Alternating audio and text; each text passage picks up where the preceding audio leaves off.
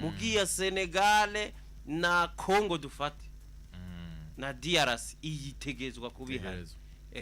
niyo mpamvu wabonye iyi ntamba ntiwayibonye ariko kandi n'iyindi yariyo yose iri muri zino eliminatoire itashoboye kuba iboneka nuko rero vyari vyifashe Alonso reka dutangurire mu update kuko ivy'intamba tuza kubigira ingingo nyamukuru kuva igihe cy'isaha zitandatu dutangurire ku update reka duhere muri basketball reka duhere muri basketball ndibaza ku munsi wa gatandatu no ku munsi wa Mungu hariho inkino zitandukanye zabaye ariko mu nkino zari zikomeye hariyo nk'urukino rwahuje Lezipo hamwe n'umugwi wa urunani Lezipo wibuke ko yari yarigeze gutsinda umugwi wa Dinamo abantu bararindira bati kumbure n'urunani hari ico bashobora kugira mugabo uko siko vyagenze uko bari bavyiteze siko vyagenze barashoboye gutsindwa Lezipo ndetse bagira indwi mbi cyane Alonso batsindwa no ku munsi wa kangahe no ku munsi w'Imana batsindwa na Tigers hari ku munsi wejo Tigers kabisa yabagiye imbere kuvuruka no rutangura gushika runarangire izo nkino rero zari ku munsi wa gatandatu reka twagaruka ku nkino zo ku munsi wa gatandatu ariko ku munsi wejo igihe cy'isaha zitatu Muzinga yatsinzwe na Dinamo amanota 112 ku manota 70 umva ko Dinamo yitwaye neza iremesha oya ejo Dinamo ya Muzinga yatsinzwe na Dinamo amanota 112 kuri 70 nivyo kuri 70 urukino rero ubona ko Dinamo bagerageje kwitwara neza Muzinga nayo itari kure itari ifise ikibanza kibi mugo ubona ifise urwego nyene rubayabaye hageze kuri za Dinamo nyene bica bigiraho bigarukiye ico twovuga kuri Dinamo ne equipe ugiye kuraba uretse ikosa rimwe navuga bakoze niko twovuga ko ari ikosa ku rukino batsinzwe na Lezipo hari nko kuri journée ya kabiri ariko guhera ngaho ni equipe ya Dinamo match zose izitsindamwo turwashije baragerageza bagakwiza kuko na samedi batsinze amanota ijana equipe yandi ya Tigers niyo bariko barakina ko Tigers yarifise match zikomeye oya yarifise match zikomeye zibiri Tigers yarifise match ya Dinamo samedi yarifise na match ya ni Tigers ya Lezipo dimanche zo match novuga za Tigers niho nabona yuko kumbure Tigers irashobora kunyereka igazitakaza zose ariko amahirwe kuri bo batakaje rumwe gwa Dinamo ariko gwa Lezipo bararutsinda rero kuraba kuri Dinamo ni equipe by'ukuri iri seri iri seri donc riri yakosa bakoze tugiti kosa kuko byatumye novuga ari bapusa uno munsi Dinamo ugiye guhura nayo peut-être novuga iri match novuga bakinye na n'urunane ni itarangiye ariko buri equipe yose uko ukomeye trois chiffres barazishikana kuko na samedi mengo batsinze amanota 100 barayakwije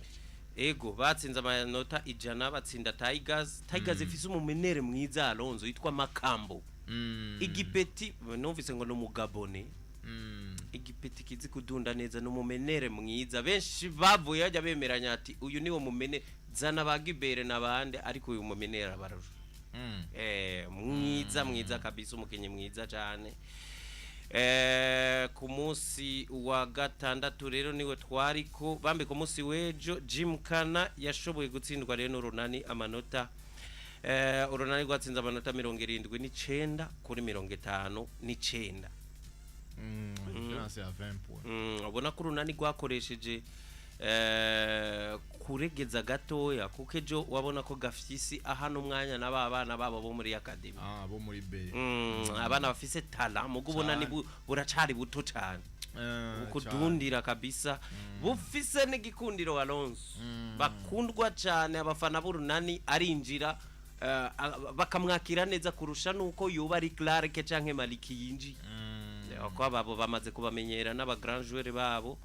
ku ruhande rwabo hanyuma umugwi wa Lezipo wahavuye utsindwa na Tigers amanota 71 kuri 58 aha rero abantu bakavuga bati nabonye Lezipo cyane cyane bavuga bati twashize ingufu nyinshi cyane ku runani kandi by'ukuri rushobora kudutsinda donc kujera gestion y'izi match zibiri zaragoranye niho baba barihendeye urumva ingufu nyinshi cyane zagaragaye ku munsi wa gatandatu bibagira yuko ku munsi wa Mungu bafise urukino bashobora no gutsinda ariko ruca rubaviramwo gutsindwa kubera ko wabona Tigers barusha determination ukabona ibarusha ibintu byinshi none waja muri Lezipo karaba na za elema zahora zigendegwako aba ba Jean Paulo abantu nka Jonathan Monze ba Polerenge bose wabona kabisa nivo yabo iri hasi yari hasi ukuntu bica bibaviramwo rero yuko baza gutakaza ikibanza ca mbere bari bamaze ko gihe kuko batsinzwe match zibiri muri weekend imwe bahora mu kibanza ca mbere mugabo yasho gutuma baja kure gatoya kubera izindi equipe ziba zaritwaye neza kubarusha aba ba Jonathan Monze rero ntaco bashoboye kwatsa kurundi ruhande rero izindi nkino hariho Aigle Noir yakina na Remesha batsindwa amanota 92 kuri 48 aha rero Remesha nayo ubona ko yaregeje Remesha ubona ko yaregeje kuko ino Aigle Noir ni Young Eagles si Aigle Noir Young Eagles na Remesha amanota 92 kuri 48 mugihe New Star yoyo yariko yambikana na Lion Team New Star yabasisi ba Kigingi ifiza abantu babo nyene batayiheba bakera New Star yatsinze amanota 13 kuri 47 ya Lion Team nakanika kakipe ko mu Rumonge hanyuma Aigle Noir nayiza gutsindwa na Kerne amanota 101 kuri 60 izo zari nkino zejo ku munsi wa gatandatu rero twari ko turavuga Alonzo New Star yatsinze Gymkhana amanota 76 kuri 72 hanyuma Tigers itsindwa na Dinamo nkuko wariko rabivuga amanota 100 kuri 81 urunani gwari gwakinye na Lezipo ruyitsinda amanota 88 kuri 66 uko rero niko vyagenze imachi y'urunani na Lezipo abantu bari biteze imvubu ko zishobora kumerera nabi cyane mu ariko siko vyagenze hanyuma kandi Muzinga yatsinzwe na Remesha amanota 120 kuri 48 bararushije cyane gose ariko urabona ko Remesha ejo yatsinze Young Eagles amanota 92 yonyene kuri 80 kuri 40 ubona ko ejo Remesha yaregeje gato kuko za gukubita Muzinga kuri urugwego hanyuma Remesha ntibime kuri ugo gwego ubona ko ari akantu kari kagabanutse Young Eagles mugabo sagafuku gupfa gucumbisha ukuboko kumwe kubera ko yatsinze Aigle Noir ku munsi wejo amanota 82 kuri 58 izi ni equipe zibiri zo hagati mu gihugu imwe y'Imakambe yindi y'Igitega Munyagitega rero yaritwaye neza imbere yuno Munyamakamba nuko inkino zari zimeze muri rusange rero Alonzo Remesha iri considere nka equipe ikomeye kabisa iriho muri iki gihe uravye ukuntu yubatse uravye inkino zayo ukuntu ikina ikonvenka cyane bamwe baranavuga bati attention Dinamo nurahura na Remesha muga benshi bemeza bati banafise n'urukino rw'ikirarane bari nyuma novuga ya bose urukino rumwe bande equipe ya Remesha hari match batakinye ega na Dinamo bafise kirarane yari kubahuza na Gymkhana Dinamo go gurukirarane cyabo ni curunani ya match batarangije ariko ino Remesha hari match novuga journée ya kangaye ntayo bakinye ntayo bakinye bari gukina na Gymkhana bamaze gukina match kugeza ubunye match zigera kuri zitanda match indwi mu gihe abandi bamaze gukina match zigera kuri zitandatu mu gihe abandi bamaze gukina match indwi hanyuma wanashima ni match 8 kira equipe imaze gukina kino weekend yarangiye bageze kuri 8e journée umunsi wejo niho barangiza 8e journée hanyuma Alonso iyindi nkuru twobabwira nuko muri classico yabigeme twamaze kujabuka gato tugenda n'izindi update Real Madrid yarayitsinze Barcelona ibitsindo 3-0 kuri kimwe 3-1 ni remontada cyangwa kwivyukirana niko nabivuze inyuma yaho ni ya mbere ino equipe yabigeme ya Real Madrid itsinze equipe yabigeme ya Barcelona. Bo igihari je nibaza yuko niyo equipe ya Real Madrid yoba yatomboranye na equipe ya Barcelona batahaye agaciro runo rukino kuko iyi mengo yari match retour kuko match yari mengo bayikinye mu ndwi zingahe ziheze bari ibitsindo byinshi ibitsindo bigera kuri 5 bavyibuka ibitsindo 5 enyi yari match novuga kumbure retour kuko bariko bakina igikombe cy'umwamikazi hariya kuko barakina igikombe cy'umwami abagabo abigeme nabo bagakina igikombe cy'umwamikazi rero kurufatiye ku rukino rwa mbere Barca yasumbije bikomeye equipe ya Real Madrid bashobora kuba baje novuga atagaciro kanini ya cyane gose bahaye runo rukino umukobwa rero yitwa Carolina Way umunya Real Madrid ati gutsinda ino equipe ya Barcelona ni ibintu byo guha agaciro cyane kubera aba bantu babayeho ni equipe yabaye fonde mu 1988 ariko twebwe turaba 2020 ni na equipe niyo mpamvu nakubwiye yuko ni champion novuga buri mwaka ino equipe y'abantu vuga muri higanwa ryo muri Espagne ya Barcelona y'abantu vuga muri UEFA Champions League y'abigeme niyo yamatwahukanye ibikombe ejo bundi bakinye na Wolfsburg muri Ligue des Champions batsinda ibitsindo bingahe 5 urumva ni equipe ikomeye rero kuba Real Madrid baje bakayiprofita nkuko bien sûr que bategereza novuga kugira ijambo bavugiye novuga kuri urwo rukino kuko ruba rubanza rudasanzwe novuga babatashe inyuma y'iyo victoire rero Mzee Florentino Perez yemereye aba bakobwa ko bazokinira ku kibuga Santiago Bernabeu muri Champions League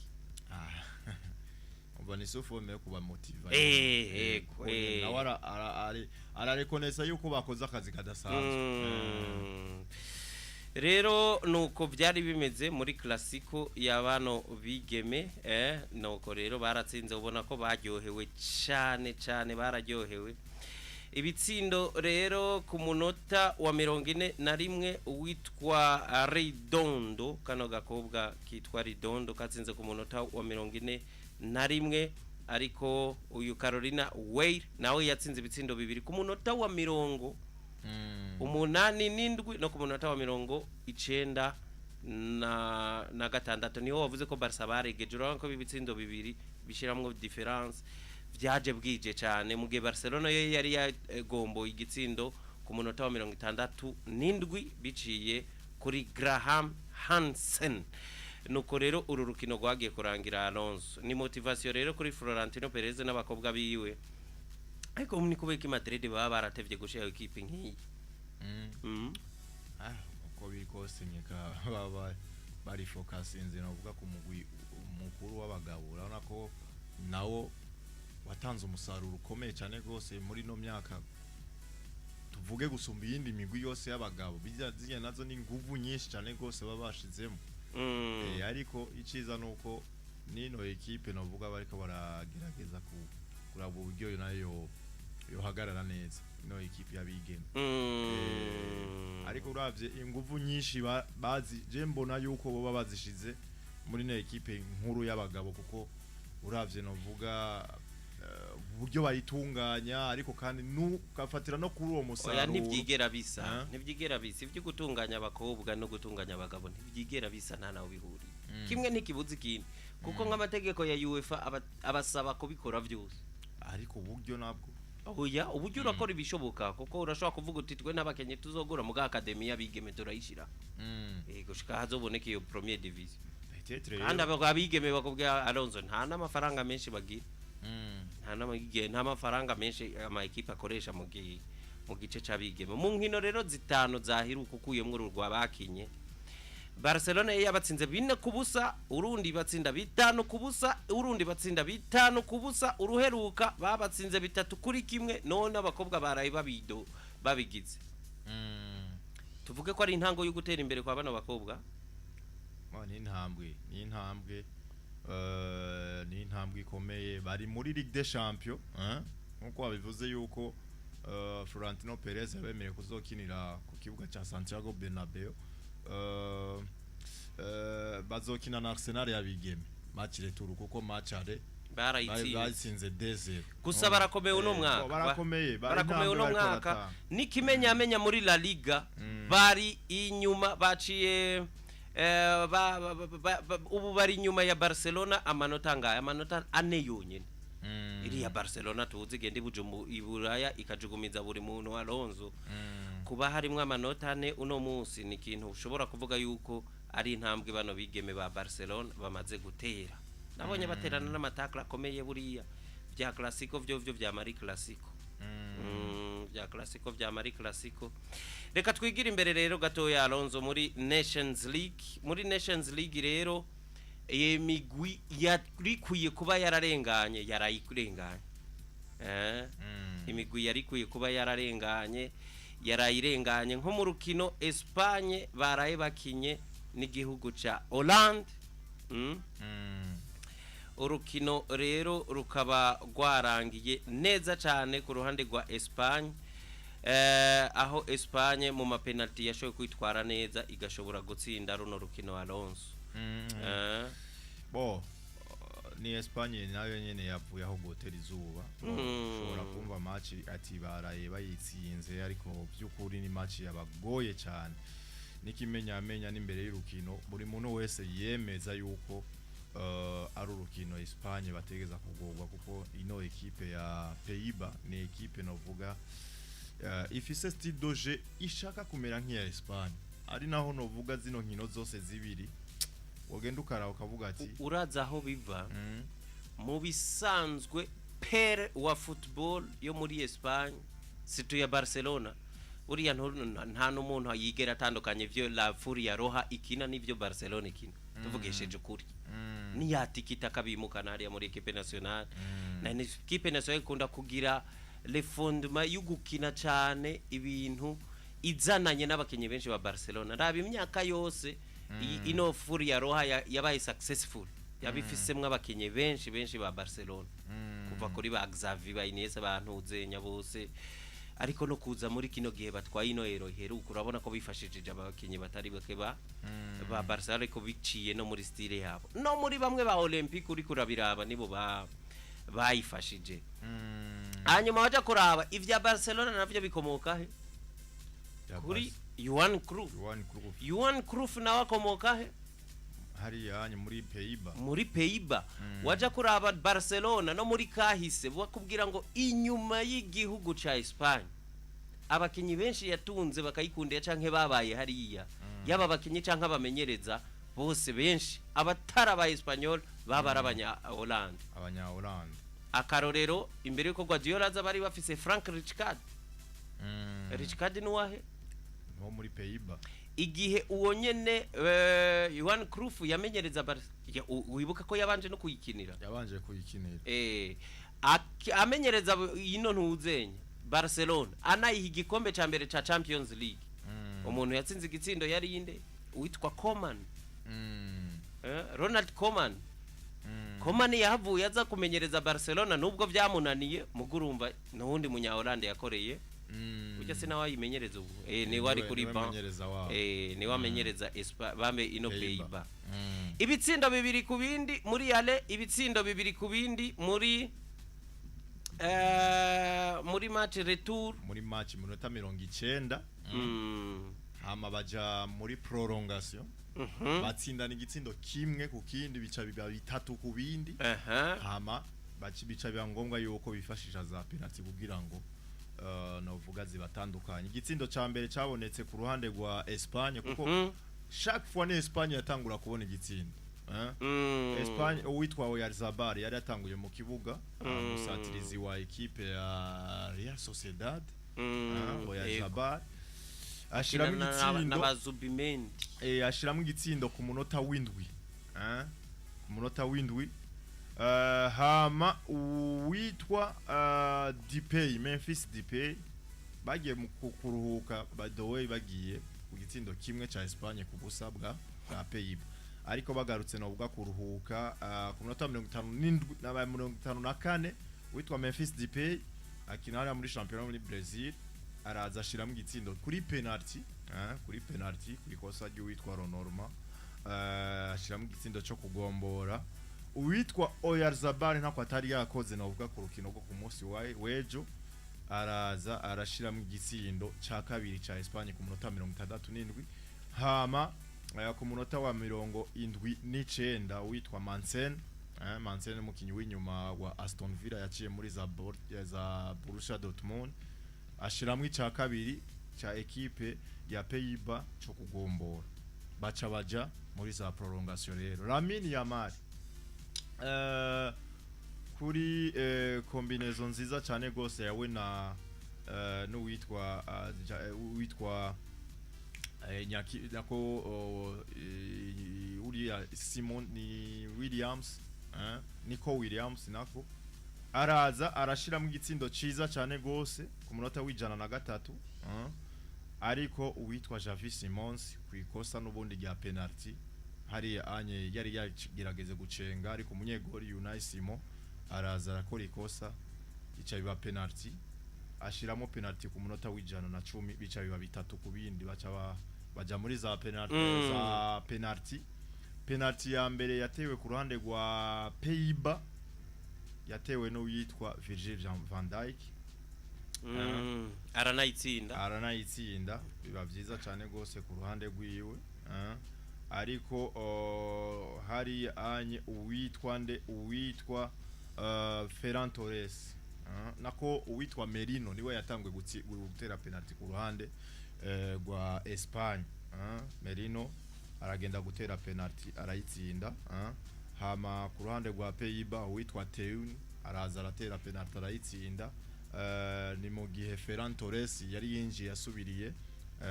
wanabonye wanashima ari na kapiteni hariya ari mu bakapiteni araza aratera penalty arayitsinda Javi Simons penalty gira gatatu ya Pays-Bas arayitsinda hama witwa Garcia Ricky Garcia araza aratera penalty urwanda rwa Espagne arayitsinda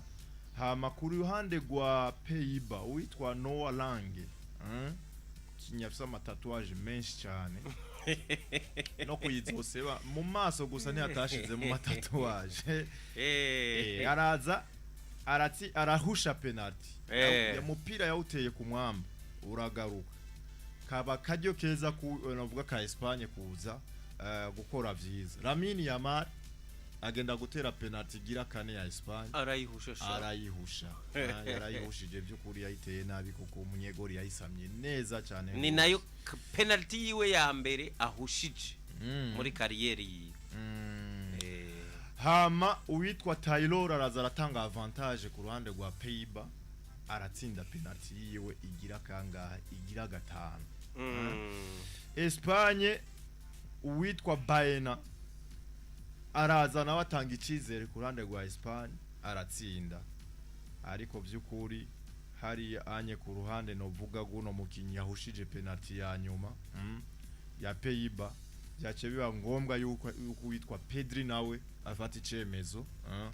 agenda gutera penalty ya nyuma arayitsinda Espagne ica igarukira ku cobo gutyo onye ife nabonye Espagne by'ukuri irafise abakinyi beza mugabo irakenya ikintu kimwe irabuza abarideri ino equipe nserukira gihugu ya Espagne irabuze abakinyi ahubwo bari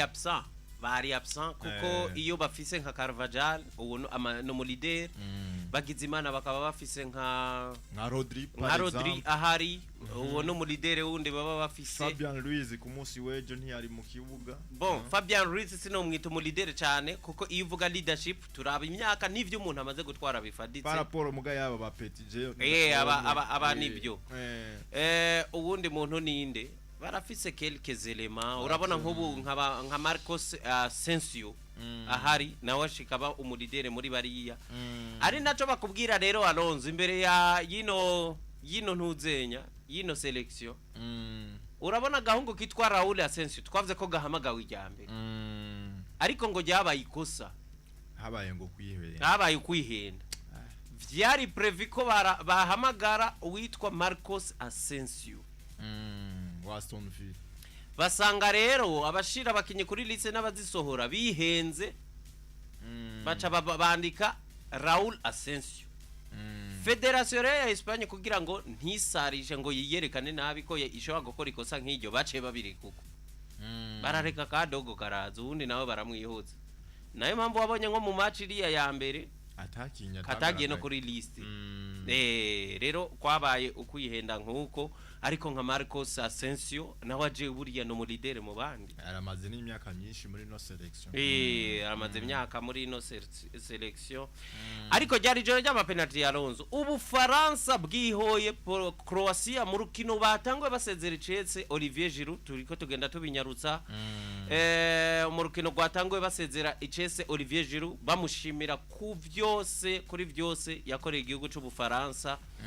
ari mu Amerika gushikubu niwe meilleur bitera ahubwo iyo rokoro yayikuye nubwo hari abantu bariko baza no murindo udasanzwe nyuma yiwe bamwaka iyo rokoro turavuga nka Kylian Mbappé mugama selection champion du monde 2018 vice champion 2022 vice champion d'Europe muri 2016 Olivier Giroud yaciye muri za Montpellier agaca muri Arsenal agaca muri Chelsea ubu yarageze muri Milan none yarayagiye muri Mexique ku munsi w'ejo rero bamusezera Chelsea hariya kuri Stade de France kera yitwa Saint-Denis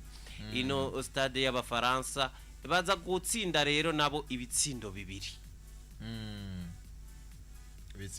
kubusa harimo igitsindo cha Olize yabaye mwiza yanatanze na passe decisive ku kindi gitsindo cha Dembele cha Dembuz uno mwana rero Alonso nagiye kumenya yuko ubwa mbere ico twoheraho muri iriya liste yose y'abafaransa hasubiye kugaruka kimwe cyo kuvuga ngo amamuko yabo bose bafise amamuko yo muri Afrika sauf witwa Theo Hernandez Olise rero nagiye kumenya ko ari umwana akomoka umuvyeyi umwe no munya Algeria uwundi no wo muri Togo ariko no mwana yakuriye yavukiye mu Bwongereza anakurirayo sinzi ukuntu vyagiye kuba nyene yihitiramwe Ubufaransa muga nawe yigeze ahurira no Bufaransa uravyumva kuko benshi bahahitamwe kuko bahavukiye canke bahimukiye bakahakurira yagiye kuza uraze ko yagiye muri Bayern avuye no mu migwi yaravuye muri Crystal Palace umwana rero mwiza cyane yabishoboye kubiprova muri no mugwi wa Equipe de France mu gutsinda igitsindo no mu gutanga uyu n'umukinya taha umwanya mu match iheruka yinjiye agombora umwanya wa nyuma mu myanya yanyu yinjiye agombora rero nakunze n'ukuntu yabakoresheje muri systeme ya 4-4-2 Didier Deschamps yumva cyane hataka Mbappé na Ousmane Dembélé ariko ku mpande hamwe yahashize Barcola ahandi hashira kano ka Olise wabona ko ari formation kabisa cyo kubafasha havamwe 2 kubusa rero bihura na 2 kubusa Croatia yabatsinze baja muri za penalty 5 kuri 4 zikuramwo uno mugwi wa Croatia penalty 5 kuri 4 mu gogendo karaba burya zararenze no vuga penalty 5 kuko abafaransa 2 barazihushije amabanya Croatia 3 barazihusha harimo niba dadano penalty ya nyuma yatewe na Upamecano uriya mu defenseur wa Bayern ariko Jules Koundé hagataho yari yananiwe bande bw'Ubufaransa no mukinyi wa defenseur wa Barcelona hama kurande bw'Ubufaransa kandi Theo Hernandez yari yananiwe penalty ariko urumva ko ino migwi nyene hageze nko ngaha anye arako kantu nyene kakanyarigabo kavyuka nyene ugasanga karabahaye ayo mahigwe oya nibo baba bari motive iyo Alonso urorozi penalty zikunda kugendera nuko inkino zatumye mushika muri zo penalty zagenze iyo match yatanguye espoir yo gutsinda urukino yo kwikalifia iri kuri wewe hanyuma je nkaza ku renforce tuja muri penalty legend motive sinze kuvyumva ni image ya Paris Saint-Germain na Liverpool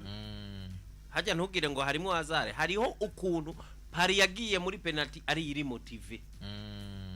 ni image y'uru rukino none ubufaransa ntibwavuye inyuma erega hajya bibiri ku busa Alonso ubusa n'umuntu aba yamaze kuvamwo noneho turi kuri stade yacu Stade de France turaheje ko renversa score kiba gisigaye nuko abafaransa bavuga bati chance twagize no munsi vuko tuzigendera ko gushika ku kanyuma ni naco cabaye rero penalty ya mbere yatewe na Mbappe ariko birangira batsinze baparatsinda Chouameni Alexander ya kabiri nawe yaratsinda byukuri abafaransa kuri penalty bari beza muri rusange ndetse uyu nkuno Jules Koundé ya naniwe ya gatatu hama no ariko nka Jules Koundé abayashitse yo gute penalty no kuyemera je ndakunda abamenyereza badapanga bakinyi iyo hageze kuri za penalty bareka bakinyi biyumva akabari bo bateye biyumva romba Jules Koundé rero yagiye gutera penalty nk'umukinyi nawe amaze ku kumira akabuye avuga ati ndumukinyi ngenderwa ko wa FC Barcelona reka nanje novuga ngira ico mfashije equipe yanje ariko byo kuri ni yigeze yeregwa ariko heureusement aba bakinyi bandi novuga bakibaza barasova situation iyindi match Alonso yashitse muri za penalty ni match yahuza Portugal na Denmark cyari kimwe kubusa cha Holland Holland musoma Holland Holland na abafaransa naho numvise basoma Holland aba rero barike cyari kimwe kubusa muri match ale Portugal igeze muhira yabakubise 3-2 baca bigira no muri penalty ariko imbere yuko baja muri penalty Cristiano Ronaldo yahushije penalty bakiri mu rukino hagati Portugal rero reka ndakwereke match ya Portugal urabona ko cyari kimwe kubusa hari bagiye gukina match muri 90 minutes banganya Portugal itsinda ibitsindo bigera kuri 3-2 bica biba 3 ku bindi sivyo baca baja rero muri extra time yego burya muri extra time niho byarangiriye kuko bano bakinyi ba Conceição yatsinze igitsindo hakiri kare ku munota w'ijana na kangahe umunota w'ijana batara igace ka mbere katararangira mugani wawe nta penalty bateye bano ahubwo byadaru yego badadanuwe novuga hakiri na extra time ariko yari match yabagoye abanya Portugal nawe aggregate yaciba 5-2 yaciba 5 Conceição yatsinze ibitsindo yatsinze igitsindo ku munota 91 hama witwa Gonzalo Ramos wa Paris Saint-Germain atsinda igitsindo ku munota w'ijana na 15 bica biba 5-2 bitanu kuri bibiri rero bica biba 5-3 bica biba ngombwa yuko Denmark isezera ko kubganje navuze ati Denmark basezewe nk'abagabo yego vraiment ari image ya Portugal ubona ko basezeye nk'abagabo nyene Cristiano rero mu rukino hagati yahushije penalty ariko yatsinze ku munota wa 72 cyane abaye mbubasha bwo kuja muri prolongation aho batsindiye uno mugwi wa Denmark mu zindi rero resulta Alonso ku munsi wejo equipe ya zabaye muri ejo nyene Eswatini yanganije na Mauritius canke Île Maurice ibitsindo 3 ku bindi iyo ni eliminatoire mondiale ego zo muri Afrika ego hanyuma umugwi wa Kenya utsindwa na Gabo 2-1 Kenya bari muhira iri ni itsinda ryacu karakajyo kuri Kenya ko nabo nyene kuduga ku bibanza ariko byo kuri Gabo yasubiye novuga kwemeza yuko ari kindi gihugu novuga kindi hari ico kimaze kurusha abandi basigaye novuga mu itsinda uretse Cote d'Ivoire asha bazokwiruka aba bazodadanugwa no guhura kuko umengo nta match nimwe irabahuza oya nta match irabahuza ntibarihurira no kubiraba neza gusa Pierre barahuye Cote d'Ivoire yabatsinze Cote d'Ivoire yabatsinze ari nayo manota 3 bahushana ari nayo manota 3 bahushana hanyuma rero Aubameyang niwe yatsindiye Gabo ibitsindo bibiri byose yabitsinda abana bagabo b'abanyakenya Harambe Stars hanyuma rero classement icisubira kwa kundi Gabon isubira imbere amanota 15 kuyije Cote d'Ivoire igumana 13 mugabo nayo ifise urundi rukino kuko aba bakwije inkino zabo zose ya Alonso nyuma yo gutsinda guhura na Seychelles ubu bahuye na Ghana urumva bo inkino zabo zica zikwira Cote d'Ivoire ifise amanota 13 Burundi bugumana amanota 7 imbere y'ukurindira amanota 3 buzoronka amanota 3 ejo uyakura kuri Seychelles kuko ariye turayiteze nta nico twovuga ariya turayarindiriye ariya n'amanota 3 kuko buri tutaronse najya je ntiyagira umuntu azosubira kumbwira ikintu kabisa buri gihugu cyose gitanga kironka amanota kuri Seychelles kandi ko bitsindo byinshi rero natwe nukimenya match ya mbere twayitsinze kandi twabaye abambe bayitsinze biki hanyuma mu zindi match za Nations League kuko aba bakina ku ma stade bakina nka A na B ni nka ligue zibiri zitandukanye Georgia yatsinze Armenia ibitsindo 6 kuri kimwe aggregate ciba ibitsindo 9 kuri kimwe Hongrie itsindwa na Turkey ibitsindo 3 kubusa aggregate ciba 6 kuri kimwe Ecos yatsindiwe muhira na Greece ibitsindo 3 kubusa aggregate ciba 3 kuri kimwe birumvikana ko Ecos muri match ya mbere yari yabatsinze kimwe kubusa Serbia dukunda twebwe abarundi turi benshi nayo yashoboye gutsinda Autriche ibitsindo 2 kubusa aggregate ciba 3 kuri kimwe birumvikana ko mu match ya mbere bari banganije kimwe ku kindi. Iceland yatsinzwe muhira na Kosovo ibitsindo 3 kuri kimwe hanyuma aggregate ciba 5 kuri 2 Kosovo cirarengana. Slovenia na Slovakia banganya ubusa ku bundi extra time batsindana kimwe kubusa aggregate ciba kimwe kubusa Slovenia niyo yarenganye. Ubufaransa rero nabwo bwatsinze Allemagne yindi match tutavuze ya Alonso nayo badadano na aggregate muri ino equipe ya Allemagne yanganije no Butaliyano 3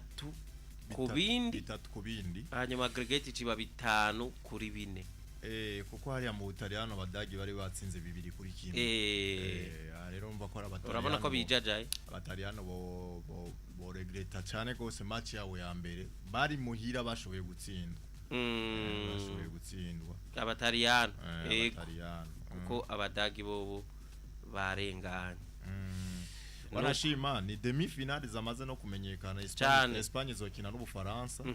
hama igihugu ca Espagne n'Ubufaransa Ubudagi na Portugal match ziryoshe cyane. Iyi iri higanwa sijya kera cyane ariko rino higanwa Alonso abantu bavuze bati ni kintu UEFA yakoze yo kwishimira kuko nka match turavye demi finale izi quart de finale izi turavye Hollande kina na ntuzenya na Espagne Ubufaransa bukina na Croatia Ubudagi bukina n'Ubutaliyano ndetse na Portugal ikina na equipe nka Denmark. Izi no muri Euro canke muri Mondial muri quart de finale ntizikunda kuboneka uko zikunda kuboneka raba rero uyu msisimuko canke iyi anje zarimwo raba noneho na result ukuntu zari zimeze bamwe nta watsinze uwundi kabiri nta watsinze uwundi kabiri harimo equilibre bakavuga rero inyuma y'imyaka mike Nations League ivutse ubona ko ari ikintu UEFA yazanye yo kwishimira ubona ko kirenze koko bano abanyabura ya Alonso iyo muri za eliminatoire ntibakunda kugira competition iryoshe eliminatoire yaba ya Mondial canke Euro usanga Ubufaransa buri kumwe na equipe zoroshe cyane Ubufaransa zose wakubona match zabo ziryoshe nko muri Mondial canke muri Euro ariko kuba barazanye Nations League ihuza ibihangange bimeze uko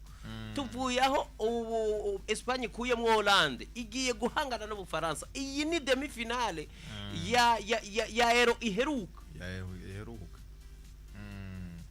iyi ni quart de finale ya Mondial 2006 urumva urabona rero ko Nations League ari kintu abantu batanguye kurabira hagufi nirindi higanwa cyo kuzana ama match aryosha abantu abasamaza cyane rero ngaha uri korara Portugal ya Allemagne byukuri ngaha bazohana akazi ariko na Espagne na France bazohana akazi abafaransa bamaze gutwara Nations League na Portugal bamaze kuyitwara kuva zibaye ko ni edition zibiri oya zirarenga oya ntabwo zirenga ni yavuba cyane